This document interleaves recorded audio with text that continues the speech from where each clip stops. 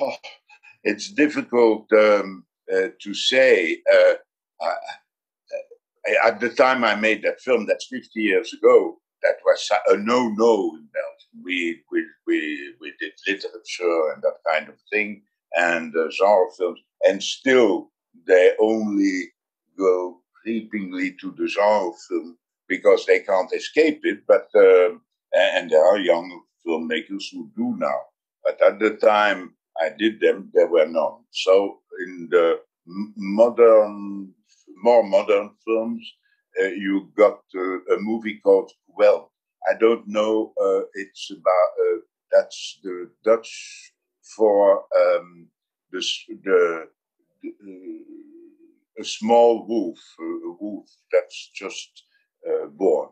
I don't know how you say that in Polish, but I guess you have a word for that because you have wolves in Poland. So I understand. So that's wolf. That's quite all right. That's anyway a filmmaker, Govaerts, he's called, who has was quite some. He's very young and there's some talent in it. Maybe he will make good films. And for the rest, we had a few. Left Bank, it's called in English. It's Linkerhoeven. It's not bad, but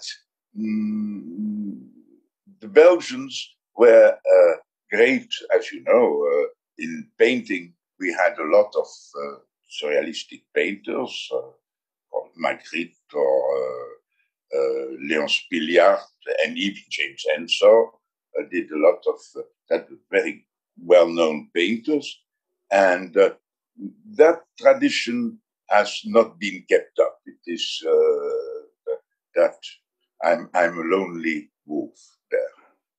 Malpertuis is truly a film based on a novel that is completely surreal, and but I like that. I think it's a very good Flemish Belgian tradition, but also Brussels. In Wallonie, much less. As you know, in Wallonie, we have very good filmmakers of naturalistic films like the Dardenne brothers, who are very well known. And in Brussels, there is also a certain tradition. But the films in themselves, it's still looked upon as minor genre, you see. But we have a very big, fantastic film Festival de Bif in Brussels, always on Easter, and that's very good. It's full of people, so the audiences have no problems. It's the authorities who give us money who have problems, probably because they are so surrealistic themselves.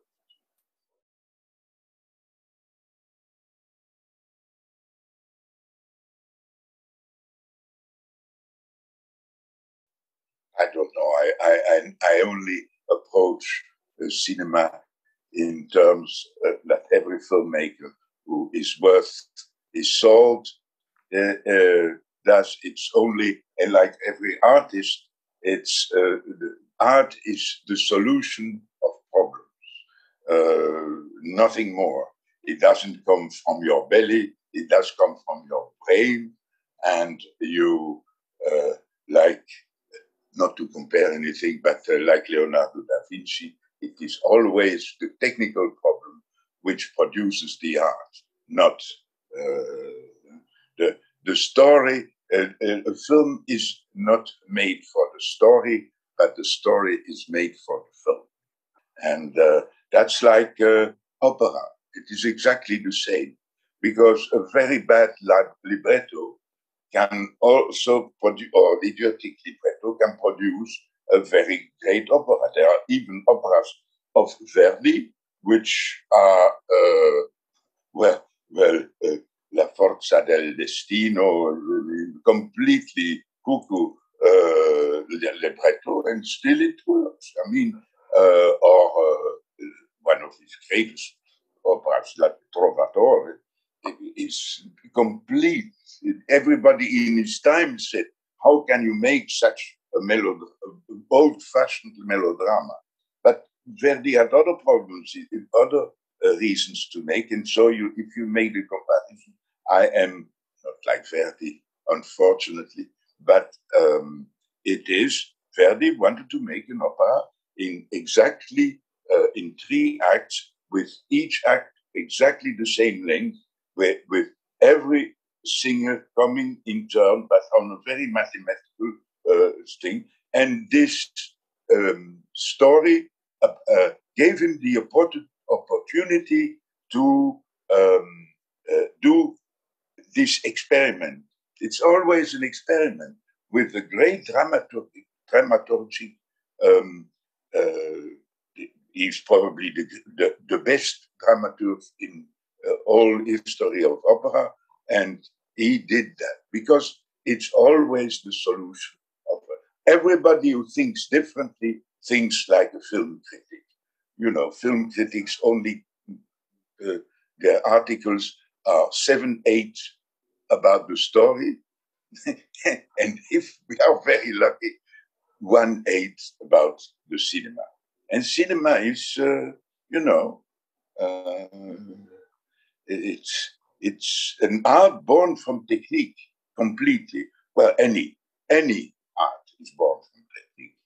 Painting is born from technique. It's the way you. Otherwise, a painting by Vermeer would. It's Vermeer only painted very, but mostly 2 or 3 exceptions, but mostly. When you see one of the greatest paintings that has been made, which is a site on not Leiden, Delft, the site on Delft, it's a postcard. And if you, but what a postcard! So you must never ask me what I prefer. I prefer something which gives me the opportunity to make films.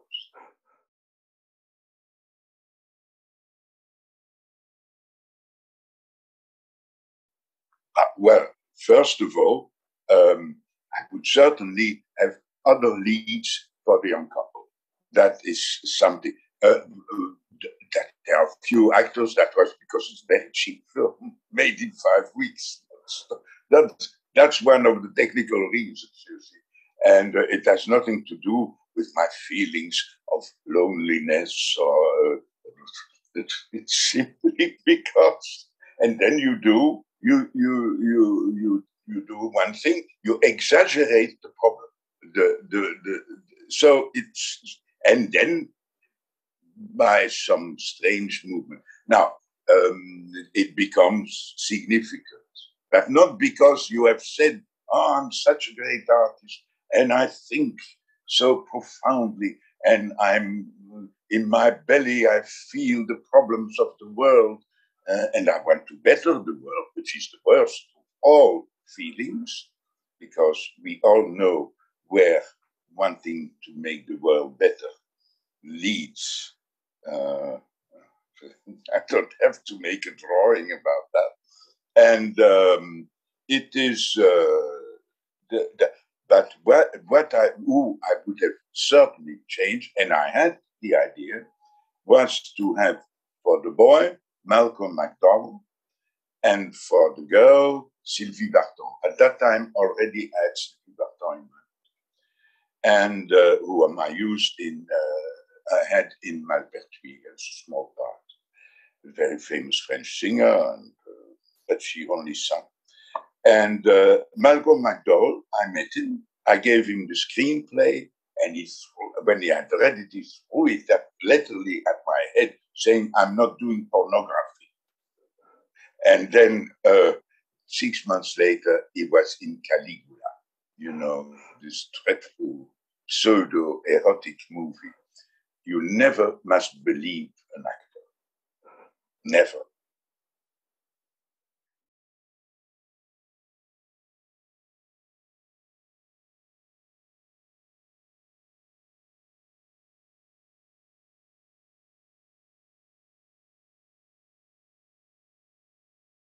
Ah, I idea there was not. It was costumes. So the costumes we make, and I say, I want a costume in glitter, and I want this, and I want this costume which I saw in that film, and I want the Chanel type of costume. And but we had an extraordinary good costume designer, and it's a couturier in France, and who still like the big couturiers with young ladies or older ladies making by hand and with feathers, real feathers and everything real, and real fur, not imitation, and but only for the lead character, because and the maid, the Ilona, the part of Ilona, it was designed because it's very difficult to do a little black dress. The most difficult kind, it's not, you cannot see. And the only little changes we made when she puts on a white collar or something like that.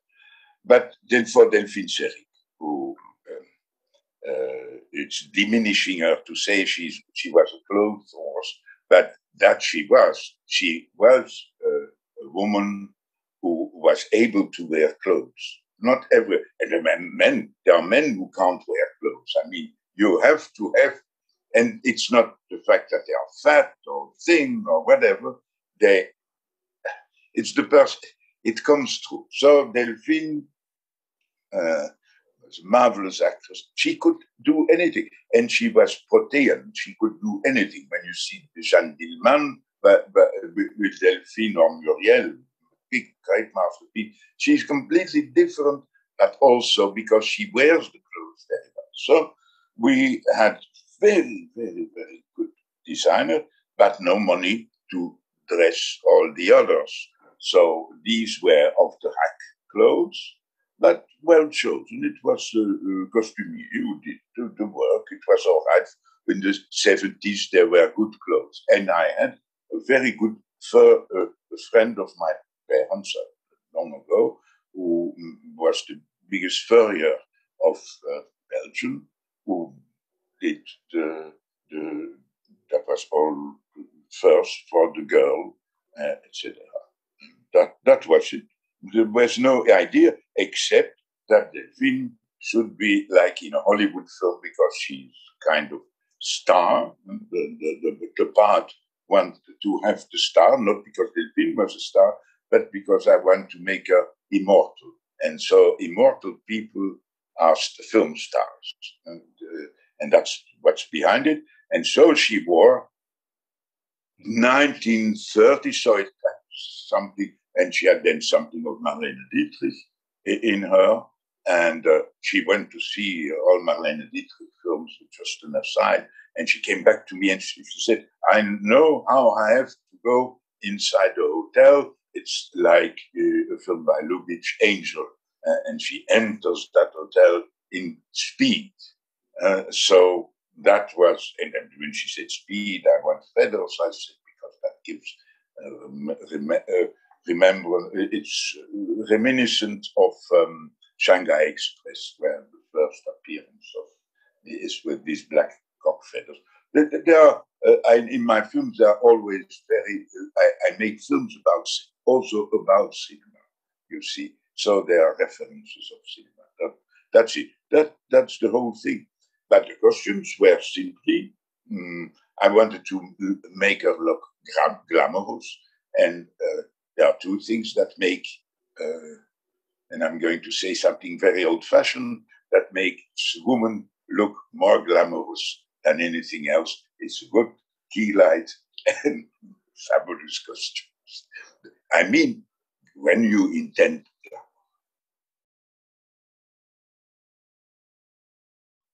that was so difficult to make. They had to repeat, that kind of, it was all hand sewn. That's not, because I was very young and I didn't know the problems sometimes. And I wanted it degradé from silver to black in the back. And it had to be complete madness.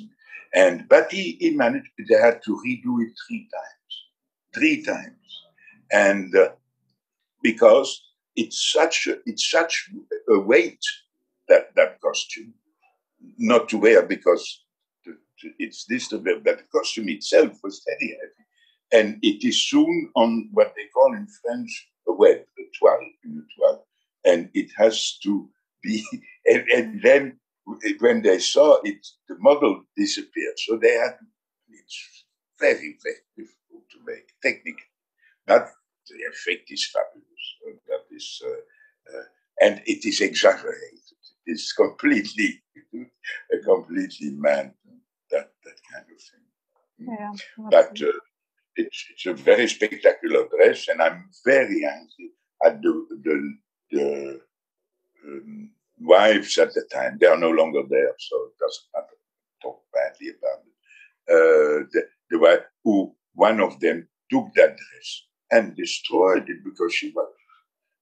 And that dress at this point, there's only one of those dresses that remains in the Film Museum of Düsseldorf, because Delphine bought it. It was the brown Chanel-like dress, and she bought it because she could wear it in the city, in town, and it was very well made. So it was the kind of organza,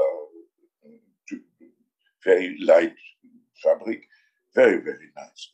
And it was bought by the conservator of when Delphine died, unfortunately much too early, and her possessions were sold, and among them and that dress, and immediately the conservator of the Düsseldorf Film Museum bought it, and you can see it. It is exposed together with my letters exchanged. Some of the letters I exchanged with it's underneath with Josef von Sternberg, and that's quite nice combination.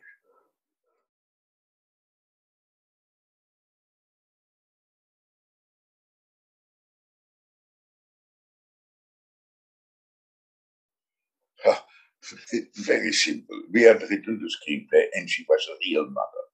I had a very.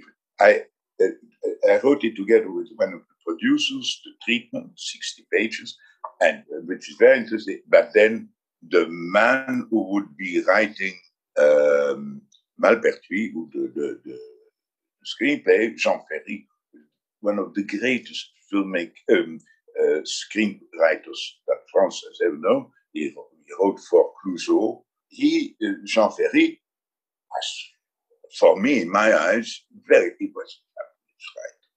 And others quality, but very bright, like many French screenwriters were. The big screenwriters were also the Nouvelle Vague. Of course, they were the enemy. See, they were the ones that had to be destroyed. And how do you destroy an enemy? By saying he's very bad, and he's very this, and he's very that, instead of saying, what can I learn from this person? Bertrand Tavernier, French filmmaker, who was also of the Nouvelle Vague, later in his life, he saw what terrible things they had done. He had only worked for television. So but that's not wrong to work for television, but very light, nothing important. Only for Franju he still worked. But he said, we had written this screenplay about this treatment, and I found it. I wondered, will my parents not be shocked by this? We are in the 70s, and I was a little bit like this, and I sent it to him, and I thought he would throw it at my head, and say, and I got, in that time we sent telegrams, not your younger audience must know that it's a little piece of paper, and yeah, they don't know, it's normal, and he it's the great liberation. I'm going to write it down for nothing. I said no, nothing, but he wanted to because all his life he had been a surrealist. With Breton, all these people then had been thrown out of surrealism because Breton threw out everybody except himself, and that kind of French idiocy. And then he did it, and did much more than write a dialogue. It doesn't need a lot of film to be well balanced, and so we wrote, and we had written the mother. That was in our original thing, and all of a sudden he says to me, he was an ex-surrealist. He said, "Oh, and I want the boy to dream about the mother sitting on an elephant." And I said, "Why an elephant? Oh, they are English. So the English were in India, and therefore she sits on an elephant, the rich English." And that I found very funny. But one night, a few weeks before we start shooting, and we had not yet cast the mother, because it was a very short part, and it had to be in English. We were on the verge to go to England to choose an English actress. And all of a sudden, at night time, I said, "Oh, we'll make the big surprise. We'll make it a man." So because it's a fabulous dramatic concept. Jean Ferry, the screenwriter, said, "Oh, I don't, but this will not pass." I said, "I can make everything right because I have a very good actor who can play this," and that became one of the landmarks of the film. The American slogan was, "If you think these girls are something, wait until you've seen Mother, she's something else," which I find one of the best slogans ever. And at that time, they were not afraid in the States to do such thing. They've completely gone Puritan and completely mad. And poison the minds of the young people and academicians who don't know anything about life or cinema. And so it's at that time, and the whole publicity in America, and it was relatively paradoxical, was based on sex, lesbianism, homosexuality, Thoughts of Darkness. That was their thing. Now you must know that we worked with people, America. It was not a co-production with the Americans, but it was financed. The big part of the money came from there. It was not a subsidized film. It is not subsidized by the state. The idea that they would do that was beyond anything. And and so it was the Americans. We went, when you work with Americans, that they want to change, and I don't care. And they said, "Oh, we don't want that it is vampires. Let's make it a story, more a detective story." So I said, "Okay, you want a detective? I'll put in it." And then we invented the detective. You see what I mean now? But now a detective on a bicycle. My detective was retired, and then when the morning comes, he's like in a John Ford film with his bicycle, like in a John Ford film, the cowboy on a horse, you see. So you get this when she says the day is coming. Very nice shot. And it's and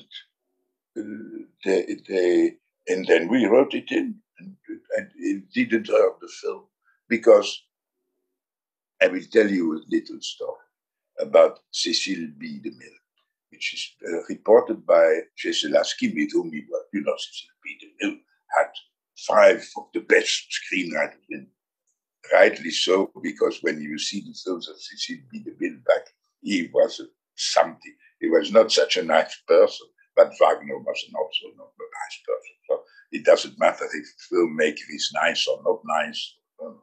It doesn't matter. Your Polanski is not exactly a paragon of morality, but he's a fabulous filmmaker. And I don't care a lot. He's made it a scandal in France. The great film, the last film he made, The Refus, it's a wonderful film, very simple. And I rather like him personally, but because he's not tall, I think. So always beware of little men.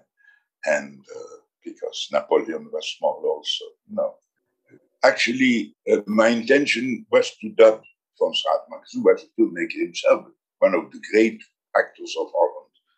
And because his English accent is very good, but not perfect. So, but then I tried, and he was so good that I prefer to keep him like that way. So people will think whatever, everybody speaks in his accent. Trash movie, so that is not a problem. But it's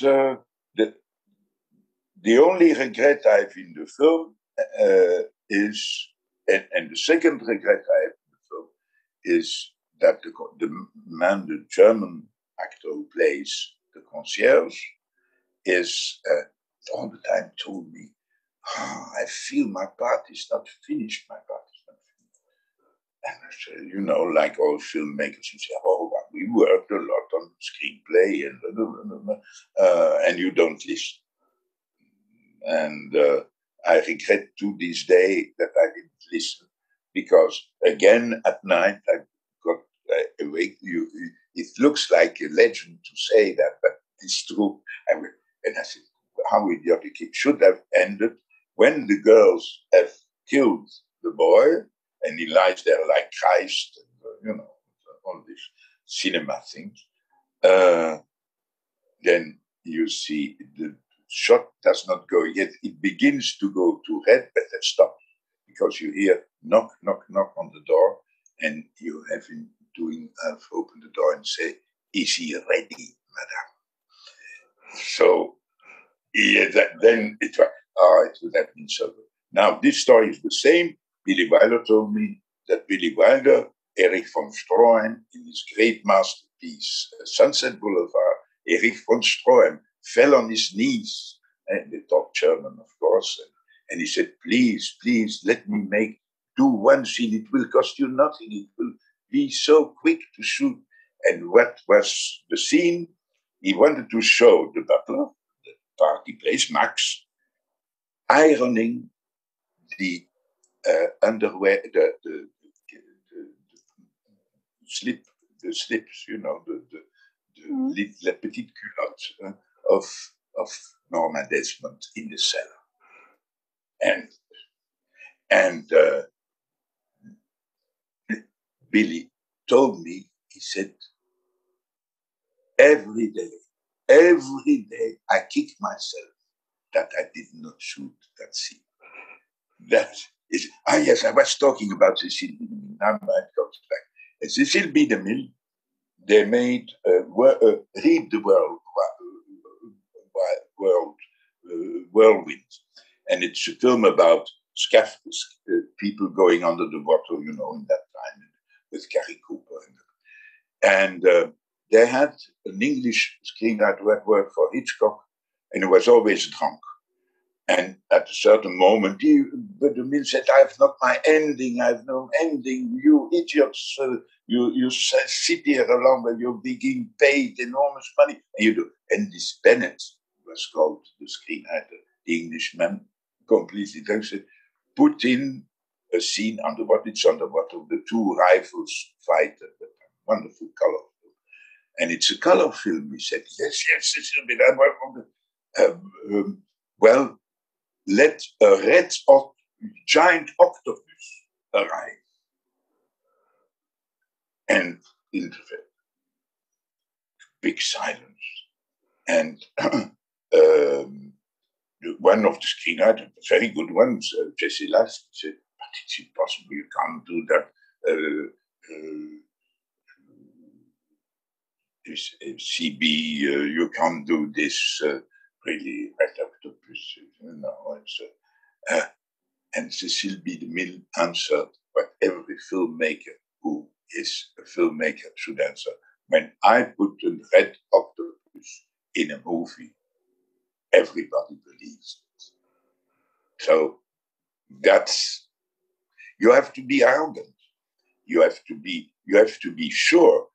Yesterday we were writing, my screenwriter, we were writing, and he said, that's, and maybe that will be difficult to make believe. He had the idea himself. I said, it's a very good idea. If I put it in a movie, everybody will believe it. And it's true. You just arrange things the way that people will believe it. Never forget, it's like a parent telling a story to his children. Even the child knows it's not true. But if you tell it well, it will be afraid. And I've heard it 20 times. Indian movies from India are all, not all, but let's say 90% are based on the same pattern and templates. They're little boy, little girl in the beginning. And, well, they are among the best movies still made. The Asian movies from, Europe is, the films are not good anymore. Where are the Vaishnavas? Where for in your country? And where are the Kurosawas in Japan? Where is Billy Wilder? Where are these people? And in Europe, where is René Clément? Where are they? There's still one. Almodovar is still there. He's an old-fashioned. But the real cinema, because the Europeans don't believe anything anymore. But even if you don't believe it, and it is well told, or if you know the story and it is well told, otherwise, I'm not religious, but how was it possible to paint so many images of Christ on the cross and make it each time when it was a good film? So everybody knows. And it was even more a template than in a story. Christ had to be always in the middle, and if you put him a little on the left, and the Madonna must always be in blue, and because blue was an expensive color. That was the reason. It's always a problem to be resolved. And therefore, you should never get into the idea that you are. The worst thing is an artist who thinks. He must know a lot. He must know everything, but who thinks. Well, like I said, don't try to make the world any better. The world is the world and functions on itself, and but that is not a very fashionable thing to believe nowadays.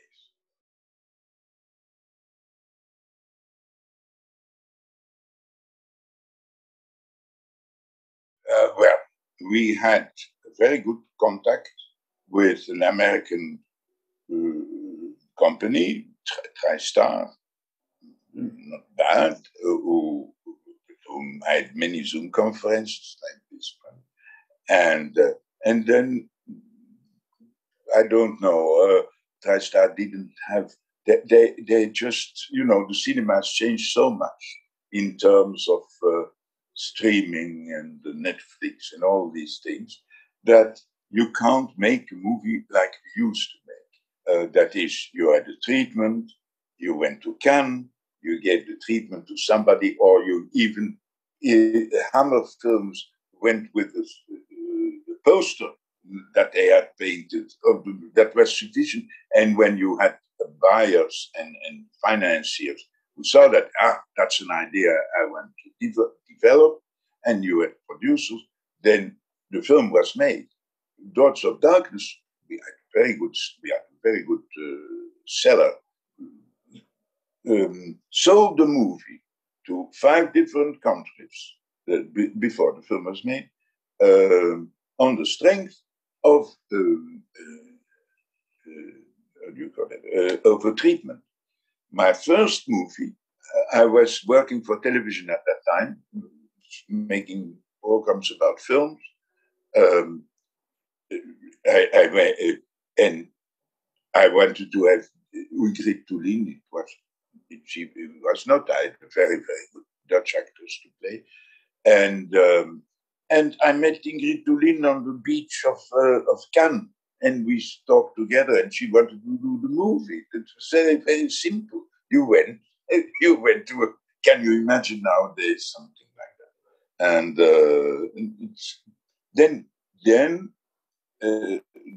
because I believe very much in stars in films, at least in to have somebody. They must not be very well known, but they must have this special. So, Dots of Darkness was made only because the only condition I had was to have Delphine Seyrig. That was my only condition, because I thought myself, Delphine Seyrig in what they think will be an exploitation movie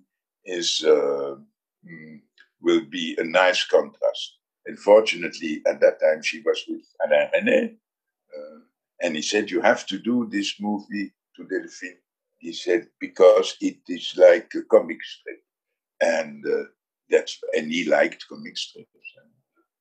And that was a very good assessment of the movie. And I went to see her.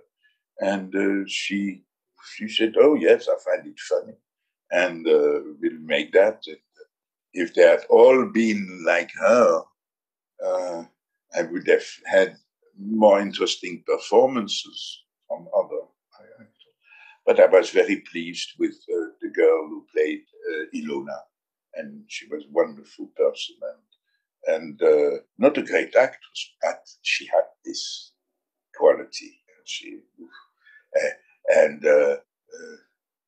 When we did the restoration of the movie, it was in Italy, and the younger men came from the lab, in digital thing, all very young, except a few who come from the old cinema, and they are the very best to make the good color corrections. And because the new version, which you probably have there, is day and night compared to the older version. And the young people from the lab came in, and they all went like, what wonderful women. This old-fashioned thing. And because it's only an illusion that you give. It is not the real thing. That's why in Vertigo, Kim Novak at the end, when Stewart already knows that she has played a part because of the jewel, and she said, I have to put on a face. She said, that's an American expression to make up. And that's the whole thing. Because we are children of our history. Strangely enough, Asian people who never touched, or Indian, who never were of the, let's say, the Latin and Greek tradition, still use the same thing because it's a universal language, dramatic. These people in India, they don't even know our art history. They don't care. They have their own. And but it's still very, and it comes. You know why actors must keep their stare always. They must not do this. Only piece that moves should be this, because the beliefs today like this, it should be a face like that, even in a naturalistic film. Because if you lose the eye, you lose the person.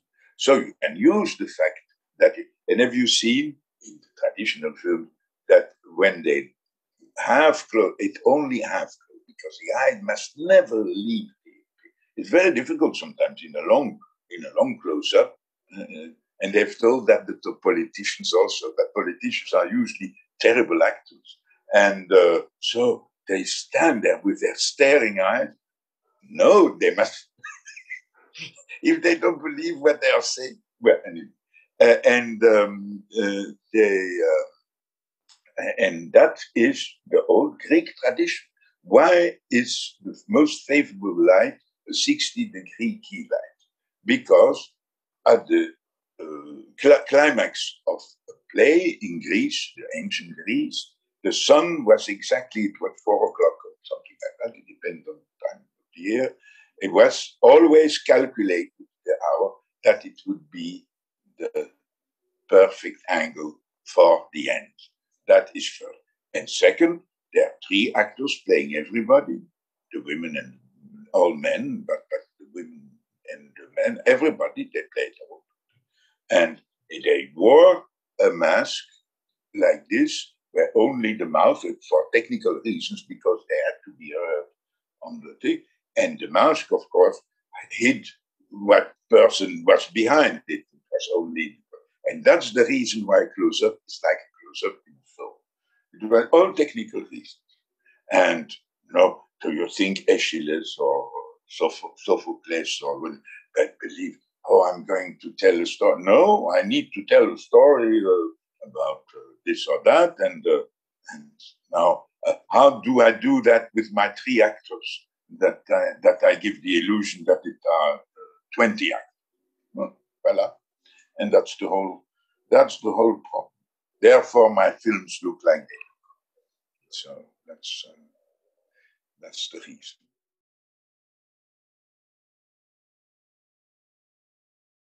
Very simple little thing. Don't think there's something behind it. The film is the film.